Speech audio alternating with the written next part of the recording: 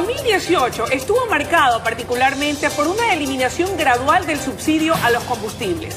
¿Qué impacto tendrá esto en nuestra economía y cómo se proyecta la economía ecuatoriana en este 2019? Son algunas de las interrogantes con que arrancamos esta entrevista con el economista Alberto Acosta Burneo, analista económico. Qué gusto que nos acompañe. Buenos días y bienvenido. Muy buenos días, un gusto estar con ustedes. Economista, lo hemos dicho en esta breve introducción. ¿Cómo llegamos al inicio de este 2019? ¿Cuánto proyectamos crecer y con un déficit de cuánto arrancamos? Bueno, vemos que son varios años de un gasto público fuerte.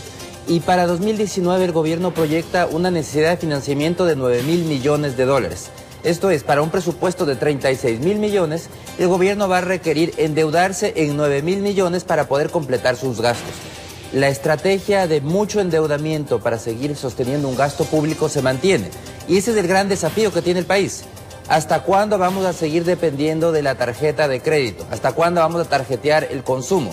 Eventualmente el cupo de la tarjeta se acaba. Lo mismo sucede para los estados y el desafío del gobierno es seguir viendo en cómo ir reduciendo el gasto. Ahí está la solución a la situación difícil que estamos viviendo. Necesitamos reducir el exceso de gasto porque no tenemos ingresos para seguir financiando ese nivel de gasto. Cuando hablamos de reducir, en algunas ocasiones en el año que terminaba, se hicieron presentes voceros, ministros de gobierno, indicando cuáles iban a ser o cuáles han sido ya los recortes, ajustes en cuanto a salarios, en cuanto a no seguir contratando más empleados para el sector público. ¿Acaso no es esto suficiente?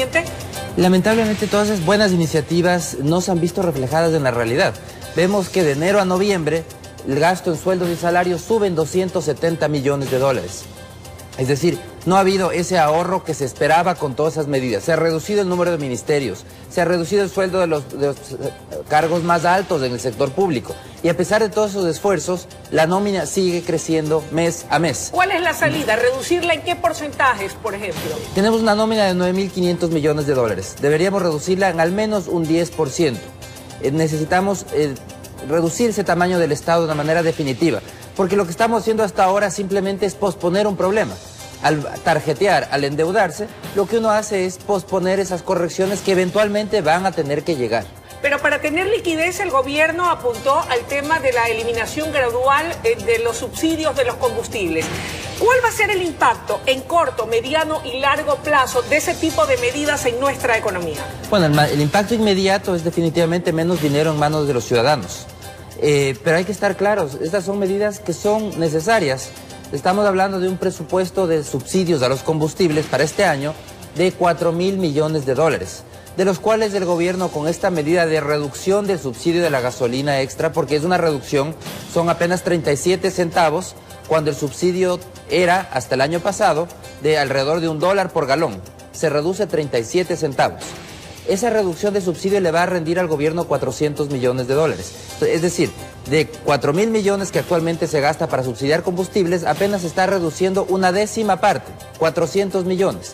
Entonces vemos que son medidas que todavía terminan siendo insuficientes frente a la magnitud de gasto que mantiene el gobierno. Economista, entonces usted es partidario de que debió hacerse un incremento mayor del costo de combustible o por el contrario, reducir el gasto público por otro lado y no vía subsidio. Yo creo que las dos cosas se debieron haber hecho. Por un lado, liberalizar los combustibles, tener un precio de mercado del combustible.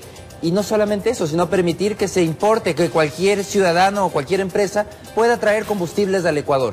Y de esa manera nos garantizamos que no nos pasen a los ciudadanos las ineficiencias de Petroecuador.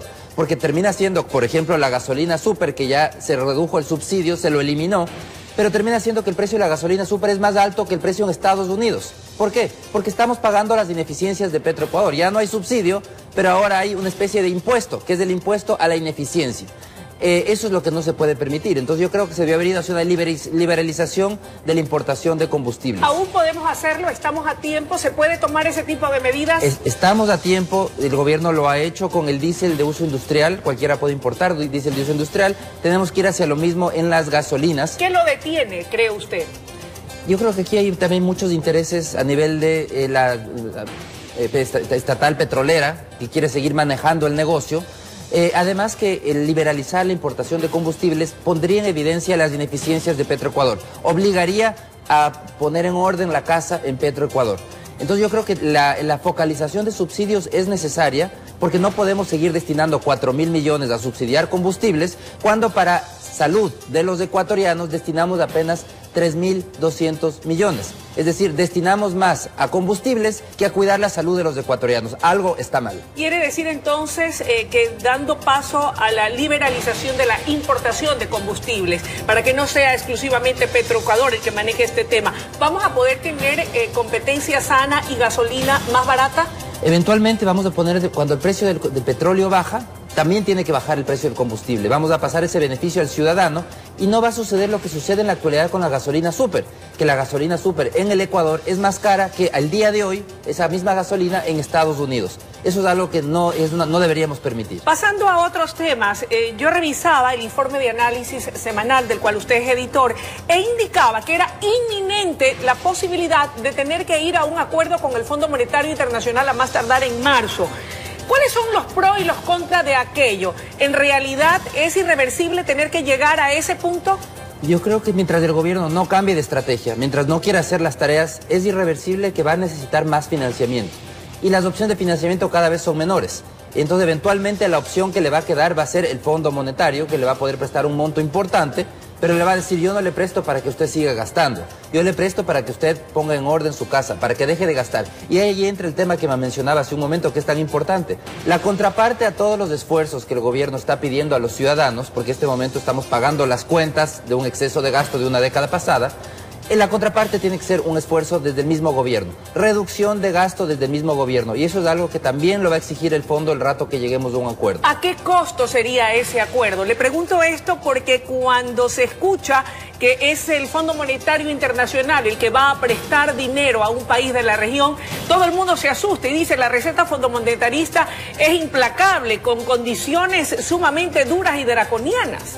Aquí lo lamentable es que todas esas medidas deberíamos hacerlas voluntariamente. Reducir el tamaño del Estado debería ser una medida que se debió haber aplicado desde el primer día de gobierno. No seguir esperando y posponiendo el ajuste, porque al final del día lo que estamos haciendo es empujando una bola de nieve que cada vez se hace más grande. Y el día de mañana nos va a tocar, de cualquier manera nos va a tocar pagar esas deudas, y todas las deudas que asume el gobierno las terminamos pagando los ciudadanos vía futuros impuestos. No existe otra alternativa. Entonces lo positivo, lo correcto debería ser mucho más proactivos en esta corrección, reducir el tamaño del Estado mucho más proactivamente para que la economía vuelva a crecer de manera más rápida. Ahora, recientemente se incrementó en $8 el valor o el presupuesto del salario básico al trabajador ecuatoriano. ¿Es este un incremento justo o, como dicen los trabajadores, debió ser mucho más, o como dicen los empresarios, no debió aumentarse nada? Los salarios, hay que estar claros, funcionan por el lado de la productividad del trabajo. Si queremos mejores salarios, no se trata de que se decreten los salarios, porque los salarios decretados simplemente lo que terminan es en más desempleo. Los salarios tienen que responder a una realidad económica. Para mantener mejores salarios debe haber, primero, más inversión. Más inversión mejora y eleva la cantidad de maquinarias que hay, equipos, y permite que cada trabajador rinda más, que por cada trabajador produzca más. Un ejemplo muy sencillo. Productor de pantalones. Si antes manualmente con una máquina manual producía 5 pantalones al día, con una máquina automática producirá 20 pantalones al día. ¿Cómo le damos el salario puede subir justificadamente en ese momento. ¿Y cómo le damos mayor poder adquisitivo a ese salario en detrimento hoy en día? Bueno, vemos que la manera de darle más poder adquisitivo, y hay cómo hacerlo de una manera muy fuerte, es reduciendo aranceles. Porque lo que hace que pierda poder adquisitivo el dólar en el Ecuador es que tenemos una cantidad de recargos y de trabas a la importación. Entonces, los insumos son más caros, los bienes de capital son más caros que en el exterior, y los bienes de consumo son más caros. Entonces, comparamos cualquier producto en el Ecuador y vemos que cuesta 2 a 3 veces lo que cuesta en Colombia y en Perú. Y por eso es que los ciudadanos, de cada vez que hay un feriado, tratan de salir por las fronteras, porque el dólar en Colombia y en Perú compra más de lo que compra en Ecuador. Eso tenemos que cambiar. Tenemos que devolverle el poder adquisitivo al ciudadano, vía reducción de todos estos recargos a la importación, eliminando la sustitución de importaciones, que es la que nos volvió tan costosos. Economista, con este panorama, ¿hacia dónde camina la economía del país en este 2019 que recién comienza? Vemos que es un año en el que el gobierno hasta ahora demuestra que va a tomar medidas bastante lentas. Un año en el que va a tratar de seguirse endeudando agresivamente para que no sintamos el costo del ajuste, porque el ajuste es doloroso económica, políticamente. Pero el gobierno va a tratar de posponer el ajuste. Lo que tenemos que estar claros los ciudadanos es que esto no significa que las cosas se han solucionado. Significa simplemente que estamos empujando la pelotita y el problema un poco más adelante y que eventualmente vamos a tener que enfrentar los desequilibrios que tiene la economía ecuatoriana. Economía, por un lado, con un exceso de gasto público, exceso porque no tenemos ingresos para financiar tanto gasto. Y segundo, una economía con problemas de competitividad, es decir, un país costoso para producir y para consumir. Esos son los temas que debemos de enfrentar para que la economía vuelva a crecer aceleradamente. Le agradecemos muchísimo su presencia esta mañana aquí en La Noticia. Muchísimas gracias, siempre es un gusto. Amigos televidentes, era la intervención del economista Alberto Acosta, analista económico, indicándonos cuál es el panorama que se avista para el Ecuador en materia económica, en donde el gobierno nacional deberá enfrentar importantes desafíos. El más importante de todos, reducir el gasto público si queremos días mejores. Nos vamos a una brevísima pausa y ya regresamos con mucho más en La Noticia, primera emisión.